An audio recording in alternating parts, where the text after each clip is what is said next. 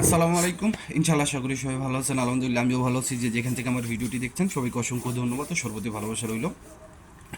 আজকে আমি আপনাদের সাথে কথা বলবো হচ্ছে গতকালকের ভিএফএস গ্লোবাল আপডেট দিব, আপনাদের একটা ভয়েস রেকর্ড শোনাবো। যে আপনারা ইতিমধ্যে অনেকেই শুনছেন হয়তো বা, যে পাসপোর্ট জমা দিছে এক মালিকের 30টা নলস্তা, সে পেরপুত্তরায় গেছে এবং তার পাসপোর্টের যে শ্রমিকগুলা ছিল যাদের আনবে তাদের পাসপোর্টের একটা লিস্ট করে পেরপুত্তরায় জমা দিছে। যেদিন জমা দিছে তার পরের দিনই ভিএফএস গ্লোবাল থেকে তাদেরকে ফোন দেওয়া হয়েছে, একবারে 30 জনের ফোন দেওয়া হয়েছে যেন আপনাদের পাসপোর্টটা আবার পুনরায় জমা দিয়ে যান। এ বিষয়ে কথা বলবো। আর দুইটা অ্যাপয়েন্টমেন্ট ডেট নিয়ে কথা বলবো, যেগুলার একটা 3 কপি আমার কাছে আছে, আমাকে পাঠানো হয়েছে বা আমি যেভাবে হোক পাইছি। তো এটার সত্যতা কতটুকু, যেহেতু বিএফএস গ্লোবাল থেকে বলা হচ্ছে অ্যাপয়েন্টমেন্ট এখন অফ। ইনশাআল্লাহ সবাই ভিডিওটা পুরোটা দেখার চেষ্টা করবেন।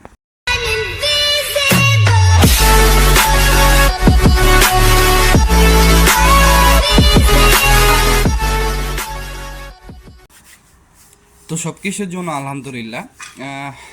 তো আমি একটু প্রথমেই আপনাদেরকে একটু আহ, গতকালকের ভিএফএস গ্লোবালের আপডেটটা দিই একটু ছোট করে, যেহেতু আমার কাছে আপডেটটা আছে। এটা হচ্ছে গতকালকে ভিএফএস গ্লোবাল থেকে আপনারা জানেন যে চিটাগাং থেকে কিন্তু প্রচুর ভিসা হয়েছে গতকালকে। আহ, অনেকেই বাড়ি আমি যতটুকু দেখলাম প্রত্যেকটা গ্রুপের যে ভয়েসগুলি, তারপর সিলেটের ভিডিওটা কিন্তু আমি আপনাদের দিছি সরাসরি ভিএফএস গ্লোবাল থেকে। আসলে আপনারা যারা যে যেখান থেকে জমা করছেন, আপনারা একটু কাইন্ডলি সেই ভিএফএস গ্লোবালের সামনে গিয়ে যদি অবস্থান করেন, আপনারাও একটা ব্যাপার স্যাপার জানতে পারতেছেন। এইগুলো যদি আমাদের মাঝেও শেয়ার করেন, আপনাদের ধারা আমরা কিন্তু এগুলো আরও মানুষকে জানাইতে পারি। এটা এখন একদমই আপনার পার্সোনাল ব্যাপার। আচ্ছা, যাই হোক, আমি গতকালকের আপডেটটা দিই। সেটা হচ্ছে গতকালকে ঢাকার আপডেটটা দিচ্ছি। ঢাকায় স্পন্সর ভিসা হচ্ছে 9টা 2023 এবং 2024-এর। ফ্যামিলি ভিসা হচ্ছে 6টা 2024 সালের। অনেকেই আমাকে ফ্যামিলি ভিসার কথা বলেন, আমি আপনাদেরকে ছোট করে আবার বলে দিই, ফ্যামিলি ভিসা 2 বছর পরেও ভিসা হয়। এরকম বহুত এই এখন খালি যে ভিএফএস গ্লোবালে ইতালি এম্বাসি এরকম দেরি করতেছে এখন না, পূর্বেও তারা অনেক দেরি করছে, অনেক ভিসার কাজ তারা 2 বছর 1.5 বছর লাগায় ফেলছে। ঠিক আছে, যেহেতু আর এখানে কিন্তু কোথাও লেখা নাই যে 90 দিনের ভিতর পাসপোর্ট এটা করতে হইবে। এগুলো হচ্ছে আমরা একদমই ফাইজলামি একটা কথা বলি। এখানে দেখবেন মোর দেন 90 ডেজ, বেশি হলে 90 দিন, মানে ভিসার ক্যাটাগরির এক্সাম্পল এরকম বুঝাবে। এখানে কোথাও বলা হয় না যে আপনার পাসপোর্টটা এম্বাসি শুধুমাত্র 90 দিন রাখতে পারবো।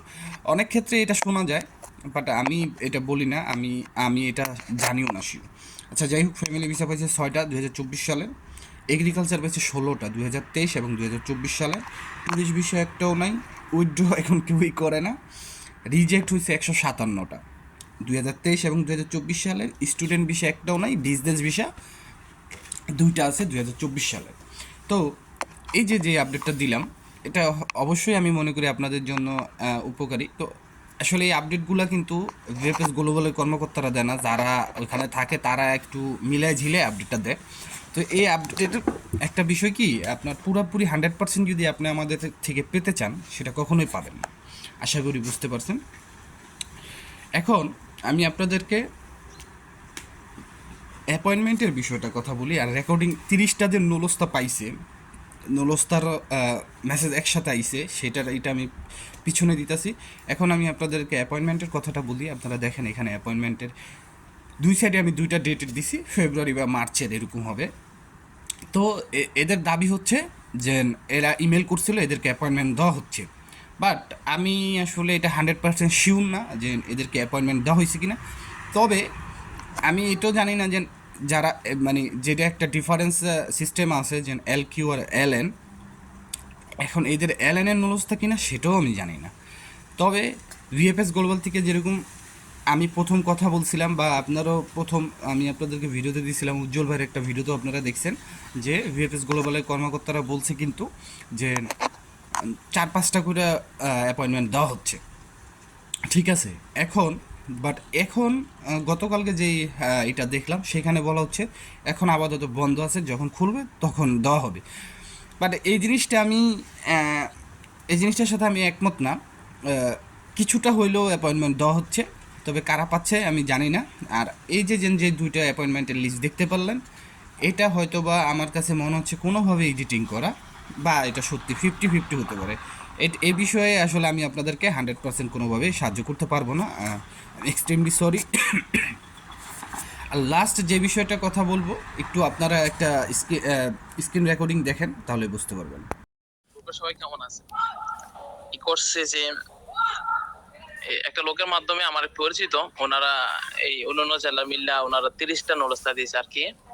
তো ওরা ফেস করছিল এম্বাসি লাস্ট পর্যায়ে, কেউ নভেম্বর আছে, কেউ সেপ্টেম্বর আছে, কেউ ফেব্রুয়ারিতে আছে 2024 সালের। 23 সালে নভেম্বর আছে, সেপ্টেম্বর আছে। পরে ওনাদের মালিক নিয়ে গেছে বেফুরত্তা, ওই যে কি জানি বেফুরত্তা না কি জানি বলে, ওইখানে নিয়ে ওই যে ওনাদের পাসপোর্টের নাম্বার দিয়ে একটা লিস্ট তৈরি করছে যে আমার লোক দরকার, এই লোকটা আমার লাগবে। পরে ওনারা গতকাল গেছে ওই জায়গায়, আজকে ওনাদের মেসেজ আসছে, 30 জনের মেসেজ আসছে যে পাসপোর্ট সাবমিট করার জন্য। এই যে আমার একটু আগে আমার এক বড় ভাই জানাইলো আর কি, আমার কি অবস্থা বললো আর কি। যিনি এই কথাগুলি বলছিল তিনিও হচ্ছে ভুক্তভোগী, এবং তিনার এক বড় ভাই এই কথাটা বলছেন। তো এখানে কি মালিকের যে 30টা নুলস্তা ছিল, 30টা নুলস্তাই অরিজিনাল, যেহেতু মালিক অরিজিনাল।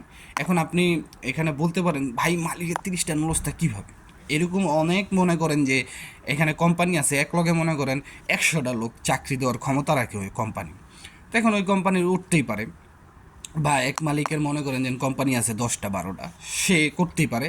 তার তো ডকুমেন্টস একটাই লাগবে, তার তো আর মনে করেন যে 10টার ডকুমেন্টস লাগবে না, শুধু কোম্পানির ডকুমেন্টস লাগবে, বা তার নিজের ডকুমেন্টস তো একটাই, তাই না? তো যাই হোক, মালিক এই কথাটার উপরে ভিত্তি করে যদি এই জিনিসটা সত্য হয়, তাহলে আমি আপনাদেরকে বলতে চাই যে আপনাদের যে মালিকগুলো আছে, আপনাদের মালিকগুলো পেরপুত্তরায় নিয়ে যোগাযোগ করান। দেখেন কী জন্য এই জিনিসটা থেকে একটা জিনিস বোঝা যায়, যে ধরেন আপনার মালিক আগের বছর আপনার লোক আনে নাই, বা মালিকের কোনো ধরনের সমস্যা আছে, মালিক যদি পেরপুত্তরায় যায় যে আমার এই জিনিসটা দেখ, আমার এই জিনিসটা দেখ, আমার এই 4-5টা লোকের কাগজ এখনও ভিসা পাচ্ছে না, তো এখন শুনতেছি তোরা নাকি রেভোকারে করে দিতেছ, যে মালিকের কোনো ডকুমেন্টস বাদ থাকলে তোরা নাকি রিজেক্ট করে দিতেছ, মালিক যদি আগের বার লোক আইনা কাজ দিয়ে না থাকলে। কিন্তু আমি তো দেখ এরকম ছিলাম, বা আমার এরকম ভুল হয়েছে, কিন্তু এই বছর তো আমার লোক লাগবে। তাহলে তোরা কি আমার কি এখন কোনো করণীয় আছে কি না তোদের? তোরা কি পরবর্তীতে কি আমার এগুলো হবে কি না, বা এখনই তোরা আমার জানা, যদি এখন কোনো সমস্যা থাকে দেখ, আমি এই লোককে কন্ট্যাক্ট করাতে রাজি আছি, তোরা দরকার হলে আমার স্বাক্ষর নেবা, এরকম কিছু। আসলে আমি মুখটা যেভাবে বলতাছি একবারে ইজিলি বলতেছি, বাট ইতালিয়ান মালিকরা এত টান্না করবে না। কী জন্য করবে না? পেরপুত্তরা যাইতে অ্যাপয়েন্টমেন্ট লাগবে, এইটা সেটা, কারণ এই দেশে মালিকরা সব কিছু উকিল দিয়া করায়। বাস্তব কথা, মালিকরা সব কিছু উকিল দিয়া করায়, আশা করি বুঝতে পারছেন। তো এরকম যদি সিস্টেম করে নিতে পারেন, বা উকিলও পাঠাইতে পারেন, যদি কোনো ধরনের সমস্যা থাকে, দেখেন দেখেন একটা জিনিস কি, হাত একবার ভেঙে গেলে ওই হাতটা আগের মতো হয় না, তো ভাঙার আগে সতর্কতা হওয়া দরকার।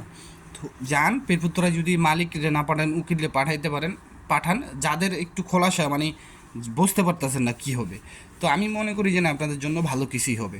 তো আজকের মধ্যে এখানেই, সবাই ভালো থাকবেন, সুস্থ থাকবেন, সবার জন্য দোয়া রইল, সবার জন্য দোয়া করবেন। আসসালামু আলাইকুম, আল্লাহ হাফেজ।